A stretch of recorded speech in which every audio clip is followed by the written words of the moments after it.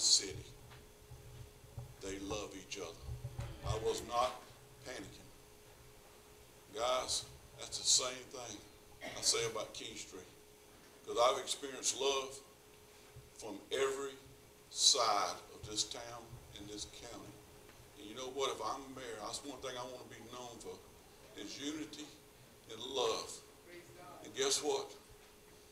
I'm not saying that because I want to vote. I truly love people. I truly love people. That youth group taught me how to love. And not only that youth group, I have a daughter that goes, she's a missionary. She was for a long time. She went to China. She went to Africa. She went all over the world. And one night I was being nosy. Daddy was being nosy. And I was wondering, where were you going tonight? And she left the house. I said, well, I'm going to find her. I started peeling around, following her. I thought she was seeing some boy or something else. But it wasn't none of that. You know where I caught my dog? I caught my dog behind the tax with a bag of hamburgers. And her friend. Daddy, I was just giving the homeless people something to eat. Let me tell you something. That's where it starts. If you want to change your city, you birth love. That's right. The only way you birth love is with Jesus Christ. Martin Luther King taught me that. And that day in Lake City, we had a line down the street. It was black and white. We were holding hands and we prayed. And I do believe from this day right now, that's when Lake City made a change. That's when things turned in Lake City. It started growing. That's right. People got unified. Thank y'all. Thank y'all very much.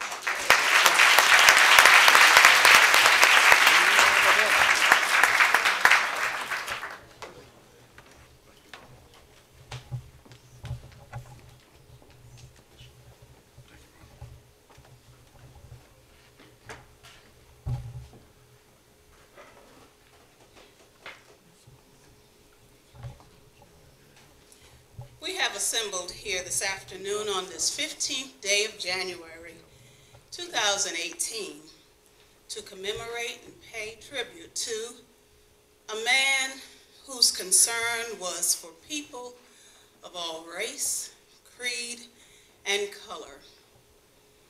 Throughout his life, Dr. Martin Luther King Jr. fought against racism and all acts of discrimination. He celebrated and worked diligently to obtain equality and justice for all people. He celebrated, and we celebrate MLK Day of service as a day on, not a day off, serving the needs of others.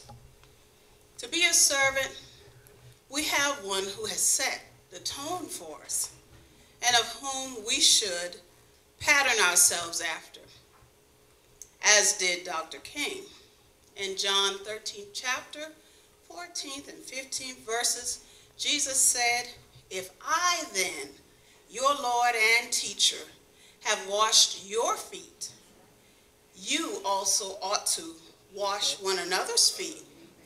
I have set you an example that you should do as I have done for you."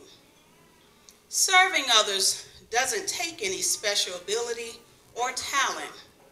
It simply requires seeing a need. Philippians 2nd chapter, 4th verse encourages us to look not to our own interests, but to the interests of others. When called or given a task of serving, we must serve faithfully. The gospel artist Ruth LaEntrée says, "Use me to make a difference." Lastly, in the words of Dr. King, if you can't fly, then run. If you can't run, then walk. If you can't walk, then crawl. But whatever you do, you have to keep moving forward. So I encourage you to do your best and help others along the way, today and every day forward. God bless.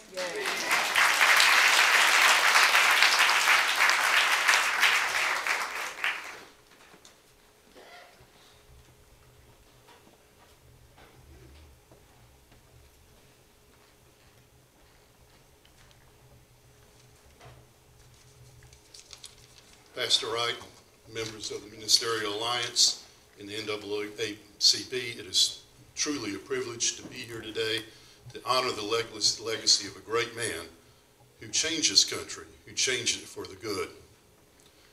It's a privilege also to be here on behalf of Vital Aging and the seniors that we serve, and what a blessing they are to our lives. There comes a time when the Lord sends us men and women of vision. These extraordinary people possess a far-reaching vision for what is right and good.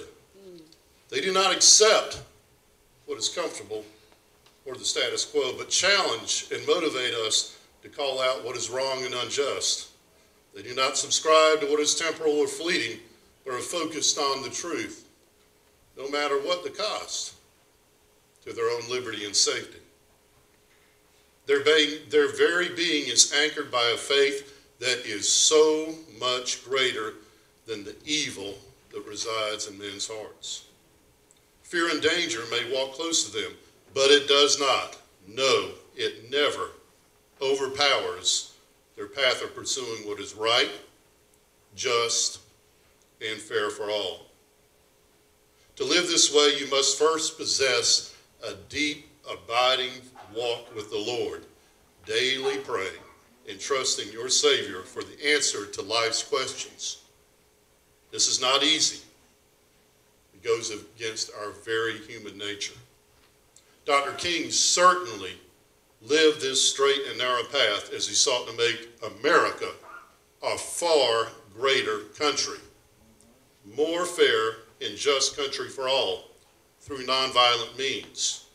We recognize that democracy may not be a perfect form of government, but certainly men such as Dr. King did much to strengthen our nation that we live in and set an example for leaders to take the high road and strive for that better, perfect union. While others were arguing for violence and hatred, Dr. King, out of love for his country and in obedience to the great commandment, that is, to love the Lord your God with all your heart, and with all your soul, and with all your mind, and with all your strength. The second is this, to love your neighbor as yourself. There is no greater commandment than these. Yes, he took a different path, a path that was fraught with pain, imprisonment, danger, and anguish. A road certainly less traveled, but by far more rewarding, that has made our country a better place, a better union, by protecting the rights of others. We who believe that this country is the greatest country on earth are still to this day striving to take the high road in our daily lives, to live as the Bible has taught us, to lessen hatred, to show compassion, even when it is not convenient or popular, to uphold the values as outlined in our Constitution by upholding individual liberties, the rule of law, equality and respect. This is the country we strive for, where a man is measured by the content of his character and not by the color of his skin. A few sayings from Dr. King. I believe that unarmed truth and unconditional love will have the final word in reality. That is why right, temporarily defeated, is stronger than evil triumphant. I submit to you that if a man hasn't discovered something he will die for, he isn't fit to live. The good neighbor looks beyond the external accidents and discerns those inner qualities that make all men human and therefore brothers. Thank you.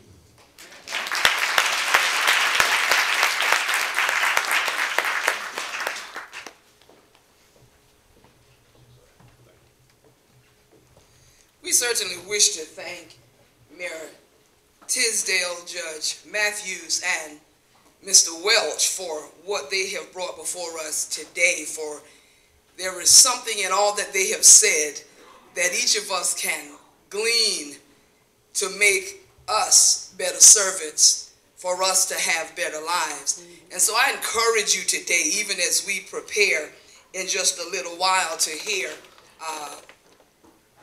Bishop Cooper, don't let your coming here today be in vain. I hope that you're not here just because somebody told you to come.